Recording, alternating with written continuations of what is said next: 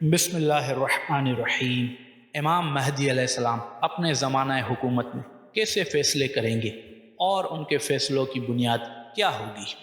تمام پیغمبران الہی اور ائمہ دین علیہ السلام اس امر کے مکلف تھے کہ وہ مقدمات کے فیصلوں کے لیے شواہد و قوانین کی بنیاد بینا پر رکھیں گے۔ سادہ الفاظ میں یہ کہنا مناسب ہوگا کہ اللہ تعالیٰ کی طرف سے ہادیان دین کو اس بات کا حکم دیا گیا تھا کہ وہ ظاہر پر مبنی فیصلے کرے۔ البتہ حضرت داؤد علیہ السلام کے دور میں کچھ وقت کے لیے ایک استثنائی کیفیت پیدا ہوئی تھی۔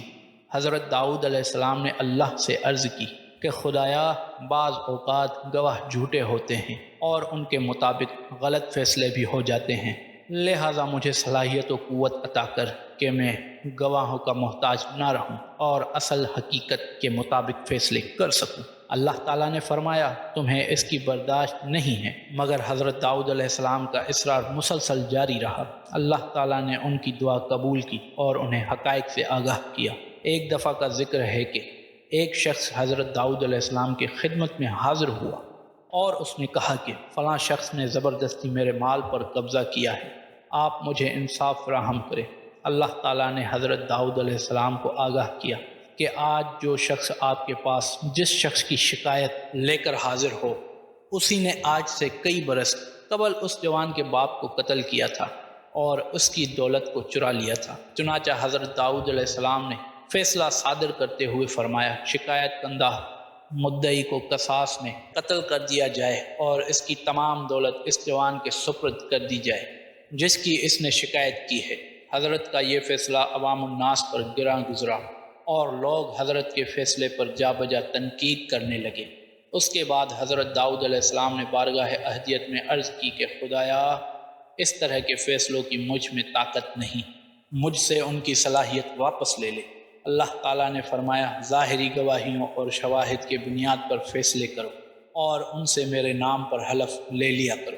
امام مہدی علیہ السلام جب ظہور فرمائیں گے تو آپ کے فیضان سے لوگوں کے عقول کامل ہو جائیں گے، زمین سے فساد اٹھ جائے گا اور امام علیہ السلام کے رعب کی وجہ سے کسی کو آپ پر تنقید کرنے کی جرت نہیں ہوگی۔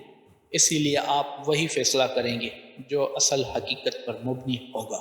آپ کسی مدعی سے گواہ اور قسم کا مطالبہ نہیں کریں گے۔ امام جعفر صادق علیہ السلام نے فرمایا، جب قائم آل محمد علیہ السلام قیام کریں گے تو وہ حضرت داؤد علیہ السلام کی طرح اصل حقیقت پر مبنی فیصلے کریں گے، وہ کسی سے گواہ اور شاہد کا مطالبہ نہیں کریں گے۔ ایک اور حدیث میں آپ علیہ السلام نے فرمایا، جب ہمارا قائم قیام کر لے گا تو وہ عدالت کی اساس پر حکومت قائم کرے گا، اس کے زمانے میں ظلم و جور کا خاتمہ ہو جائے گا، اللہ اس کے وجود کے زیر سایہ راستے پر امن ہو جائیں گے، زمین اپنی برکات ظاہر کرے گی اور ہر حقدار کو اس کا حق ملے گا۔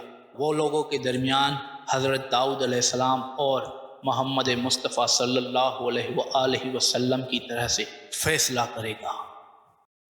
تو میرے پیارے دوستو، اسی طرح کی مزید ویڈیوز دیکھنے کے لیے ہمارے اس چینل کو سبسکرائب ضرور کریں اور بیل آئیکن کے بٹن کو دبانا نہ بھولیے تاکہ ہماری ہر نئی آنے والی ویڈیوز کا آپ کو نوٹیفیکیشن ملتا رہے۔